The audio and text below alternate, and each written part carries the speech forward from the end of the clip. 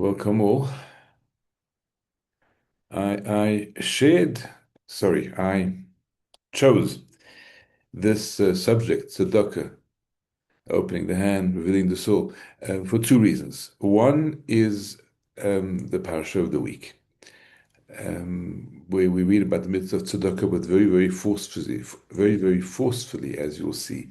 Um, and the other is that we're a week away from beginning of Elul. Rosh Chodesh is Thursday, Wednesday night. That's one of the, can I say, occupations of Elul, but something that we're more careful with in Elul and more particular with in Elul because of the power of charity, and we'll circle back to that at the very end. So this is from this week's Parsha.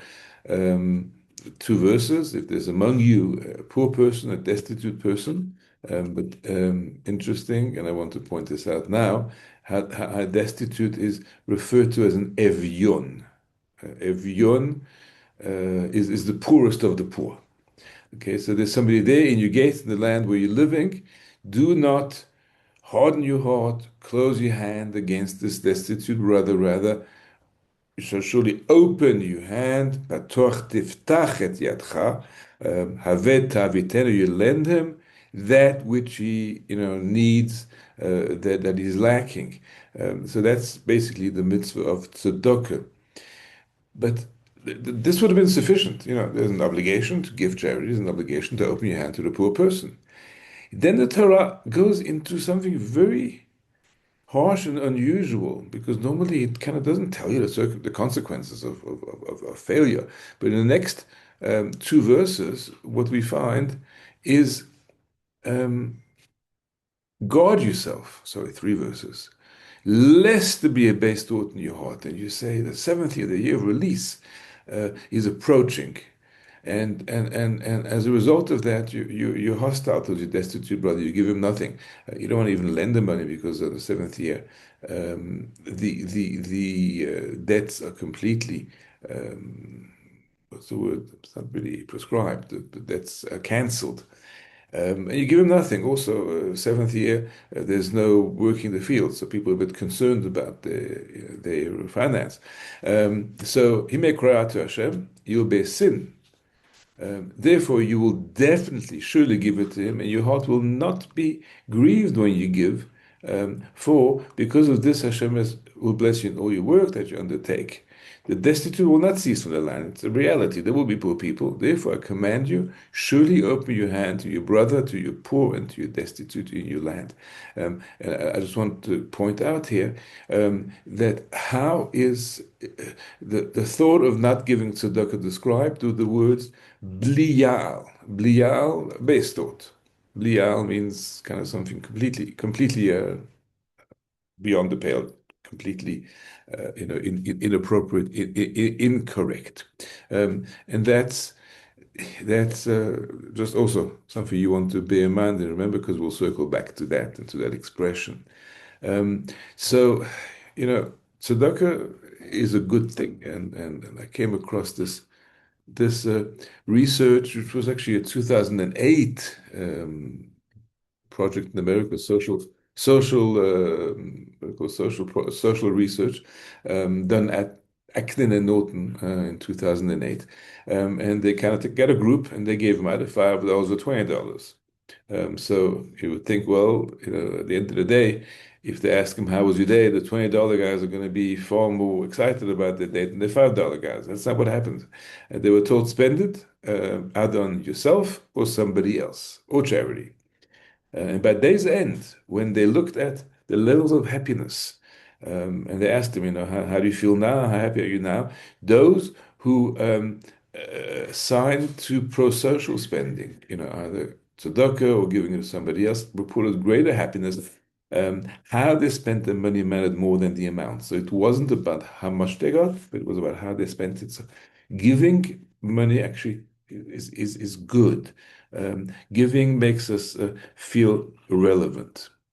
But let me move on to um, kind of our own sources here, and a very powerful statement made in Tikkunei Zohar. Tikkunei Zohar was part of the Kabbalah. It's part of the book of Zohar, and this is what they say. So it's in Aramaic, obviously. That's how the Zohar is written. But the text says the following: the Shekhinah is even more angry over a scoundrel who is sated with bread. Um, he is miserly, debased with his money, and called debased. For he's not generous, and this is a very, very strong line, is not of the stock of the patriarchs. A miser is poor in understanding, since he does no good for masters of Torah by strengthening their hands. So he speaks specifically about tzedakah to the to support Torah study, but the idea is that a person who is miserly and does not want to give tzedakah, we're questioning his lineage, we're questioning his Jewishness, and we're saying, hey, what is this about? How come you don't have compassion? And there's a famous statement that's in here, Talmud Bavli in Yevamot, page 79a, gives us the three signs of a Jew, of our nation. It says that Jews are modest, merciful, modest, or shamefaced, however you translate it, and they perform acts of loving kindness. And here we are, Rachmanim, you recognize the word Rachmanis, which means compassion, mercy. Baishanim, a person who is a Baishan is shy by nature. Gomlei Chasadim, related to the concept of Gmilut Chasadim, performing acts of kindness towards others. And if you have those three signs, then you kind of fit to cleave to this Jewish nation. So we're looking for people with that level of compassion, and that kind of fits in what the Zohar is saying. Somebody who doesn't display that, well, we're questioning, how does it work? Because it would seem this is part of the Jewish DNA. Normally people would think of Jewish people as what are Jews? Jews are clever. Why is that? Oh, Jews, they win all Nobel prizes in medicine, and in science, and economics. Jews are clever. Yes, that may be a reality, that we're the people of the book, and we study a lot, and therefore it's okay to say that the Jew may be, on average, cleverer than the general population. But it is also true to say that the Jews are more charitable. That the concept of tzedakah is very much Jewish. It's natural, and the level of philanthropy and tzedakah that's given in our community is actually staggering, it's not found in the wider community out there. People give their donation to SPCA, $200 a year, 200 rand a year, sorry. That's it. And that's called charity. Our name for charity, well, no, our name is tzedakah, which actually means it's correct. It's the right way of doing things. And like a tzaddik who does the correct things all the time. So it's correctness, it's righteousness, not charity. We still call it charity, but actually tzedakah is far more appropriate. And not just charity in money, but the amount of chesed that goes on in our community. I mean, think of organizations like in here in South Africa, we're not as developed as a community. We're getting there, but there's Hatzalah. Unbelievable to have an ambulance service that doesn't charge for our own community. Think of the number of gemachs that exist, where you can borrow. I mean, we've got wedding dresses and free loan societies, and I mean, if you go overseas, go to Israel, you go to Europe, the bigger communities, you go to America, they've got gemachs medications. So if the doctor prescribes whatever it is, and you don't have the ability to get to a pharmacy, or there's an open pharmacy you can go and borrow, and then the next day you go to the pharmacy with your script and you return to the gemach. It's unheard of. They've got gemachs for chairs. So if you're making a big function like an engagement in your house, and then there's a place to buy chairs. And I mean the list just grows. In fact, they did put together a list of gemachs in South Africa, in Johannesburg that was, and it was quite impressive. What is available here, but it doesn't parallel yet, doesn't match yet what happens in obviously bigger communities. I mean, there's a service in America called Chaverim. I don't know where else it exists. It's really when you need a friend. If you have a flat tire, you don't know how to change it, you call Chaverim and they come and help. And I mean, my girls have used that, on a number of occasions where they were stuck and needed help like that. You call, dug out the snow because you need to get somewhere urgently and you can't get a taxi, and they will come in with their shovels, and they will dig out your car and so forth. And that's how we are. And the reason I think we are that way is because we're very aware of this idea, that we are one body. And the earliest source for this, I think, is from the Shalah. And you write, know that all Israel are called one soul, and collectively they're called Adam. There are different levels on the limbs. Now, you can have a soul that's a brain, that a heart, that an eye, that a head, but all the limbs of the body are kind of all one organic thing. So this is how the Shalah, the Holy Shalah, depicts the relationship between one neshama to the other. And therefore what we do is we have to strive to actually kind of start looking at people not as bodies, which is something which separates us, but as souls. And that's if you study Tanya's 32nd chapter, and he says, how can you actually do "Ve'ahavta l'recha kamocha," love your fellow as yourself? I mean, it's a distinct person, and they've got different characteristics that they're not you.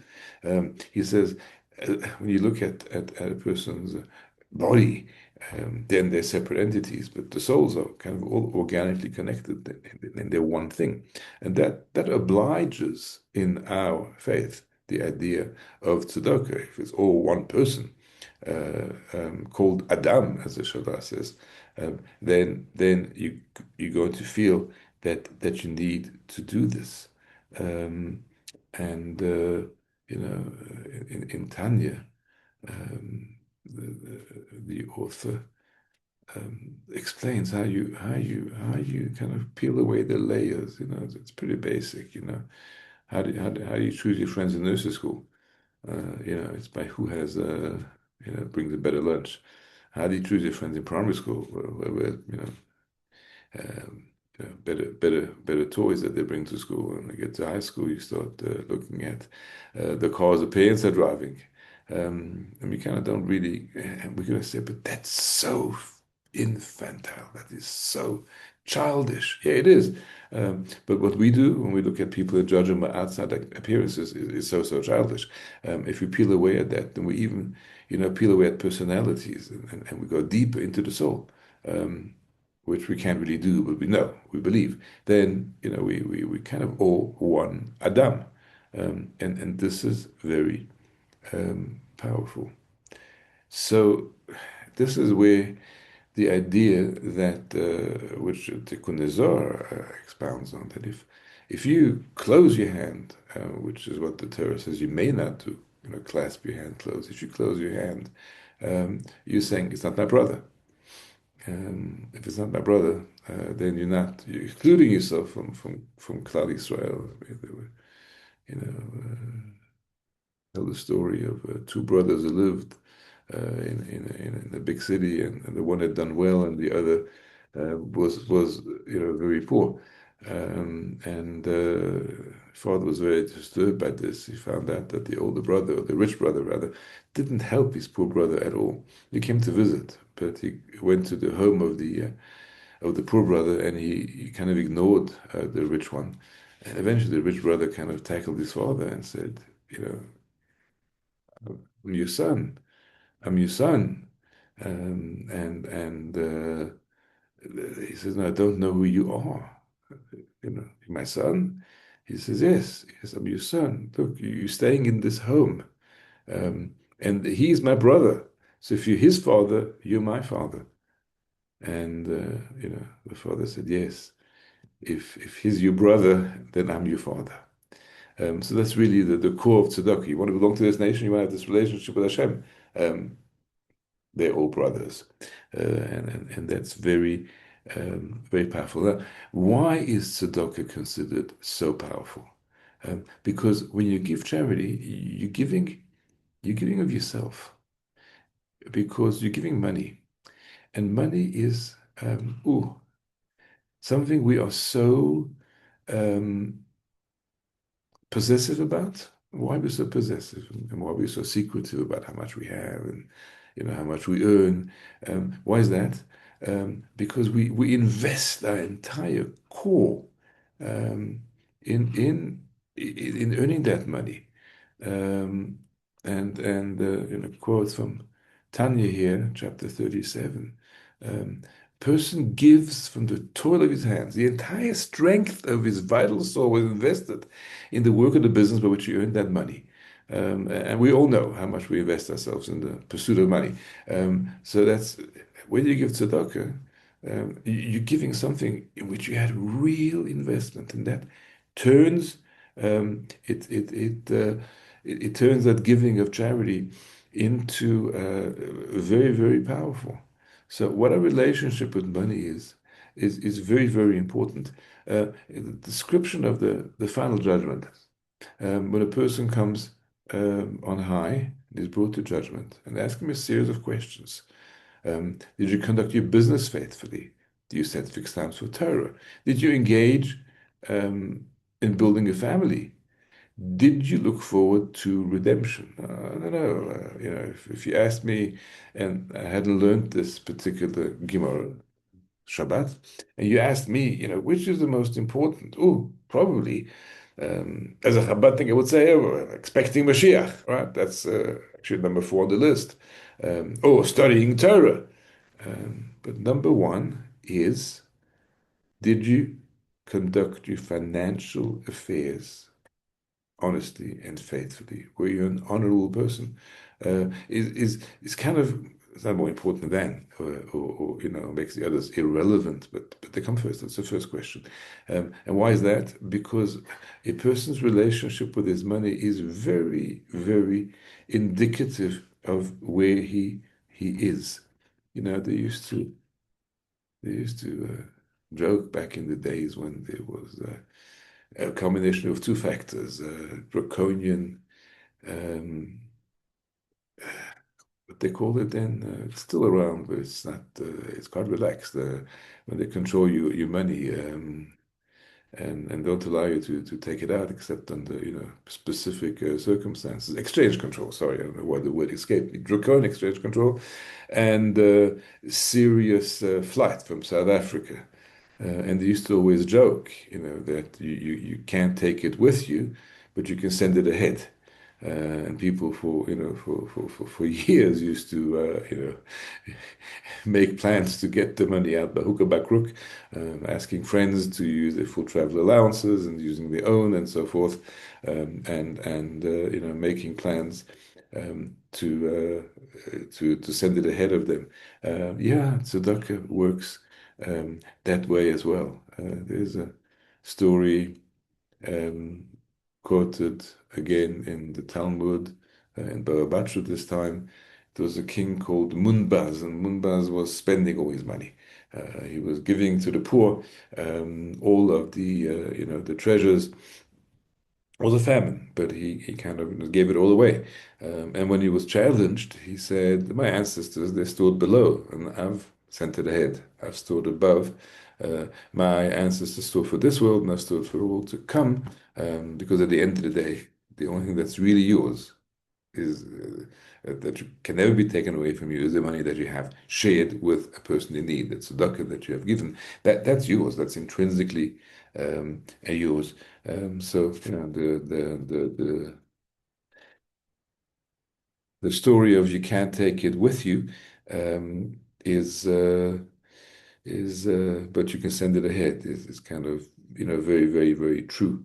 And I don't know who Munbaz was, not even know if he was, I don't know, if he was a king of the Jews or another nation, but obviously appreciated the power of charity and how that would stand him in good stead. Um, so as sages say that the mitzvah of tzedakah is equivalent to all the mitzvahs. And he kind of quotes a verse to prove that. But we understand that just from the grammar of the verse he quotes here. Sorry, that the power, of tzedakah. But Rabbi Yeshua ben Korcha takes it one notch up. And this is kind of almost frightening.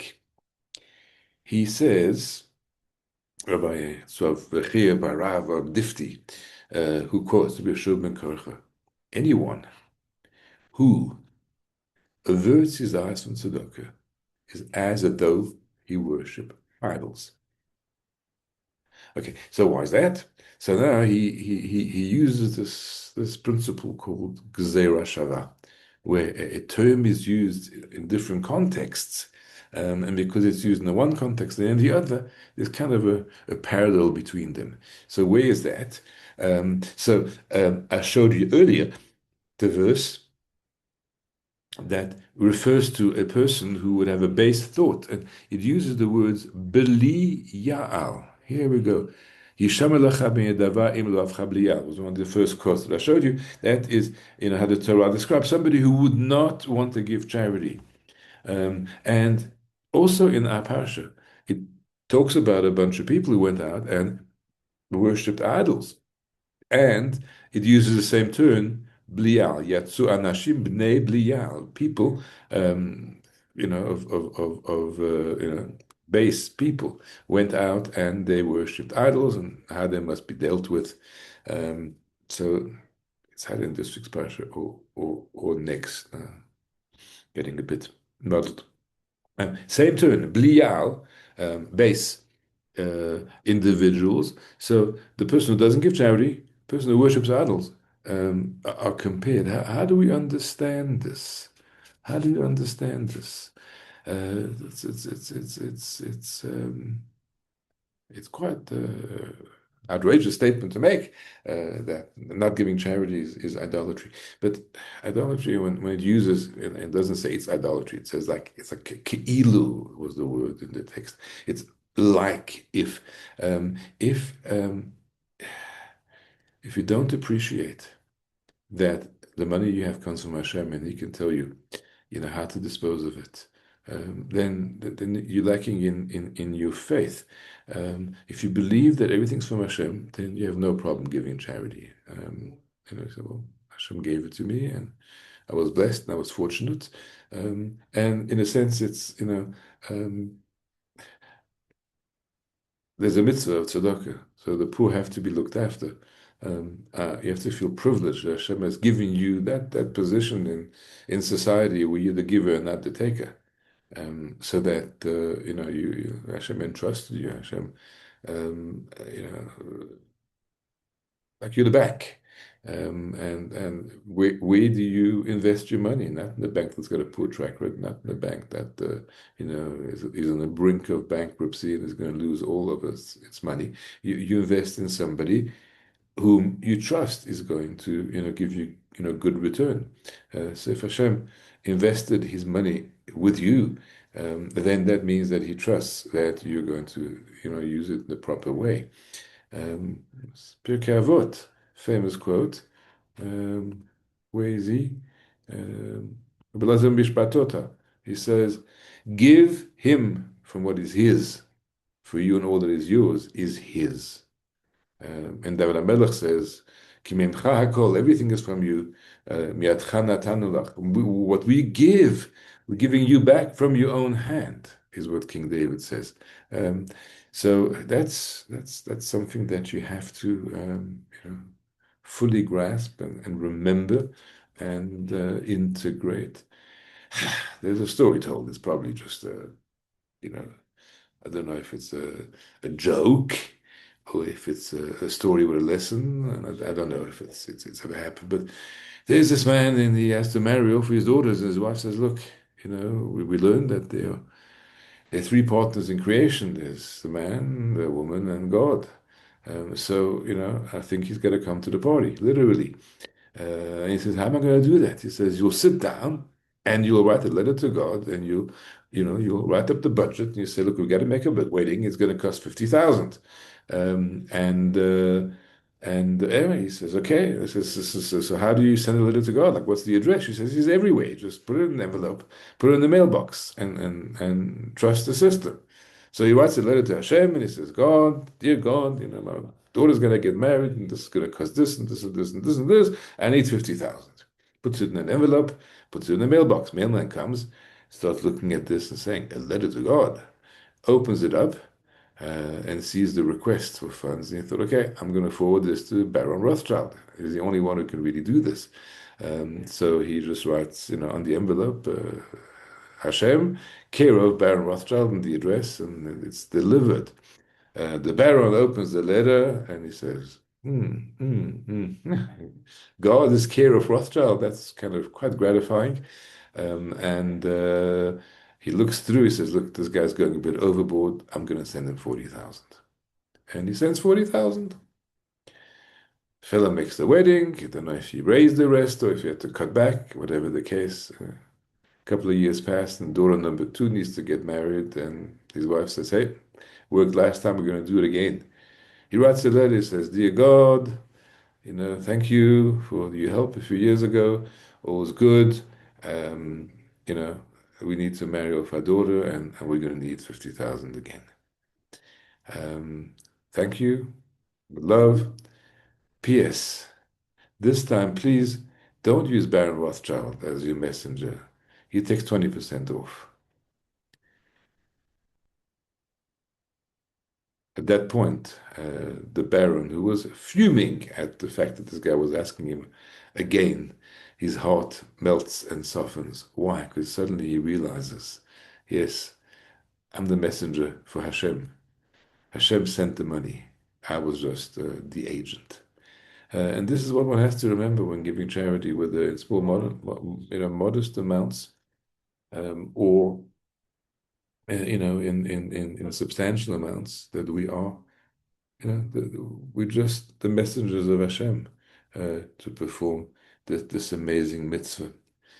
So why is it so hard? I mean, I've given you so much, theory about tzedakah is powerful, and how we have to. So why is there, what should I say, that yetzer hara that makes it so difficult to part with the money? So there's a very interesting story in Talmud Yoma. It was the sages who realized that it's difficult for us to understand this, that the yetzer hara, the inclination, the drive to idolatry, was too powerful. And they prayed, fasted for that inclination of idolatry to be kind of delivered in the hands, to be destroyed. And, a fiery lion cub ran out of the Holy of Holies. Um, and this is why, and we have to appreciate that normally people, I mean, there are all kinds of beliefs and faiths in the world, but most of the world, looks at idolatry as primitive and ridiculous and cannot understand how for years and years and years people worshipped, statues, etc. It doesn't make any sense.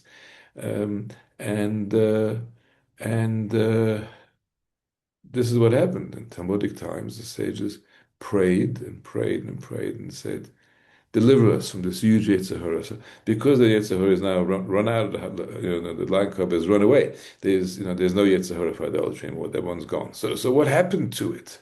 So a later teaching tells us, brought down in a book called Darkei Yesharim, that the men of the Great Assembly killed the evil inclination for idolatry. That's B.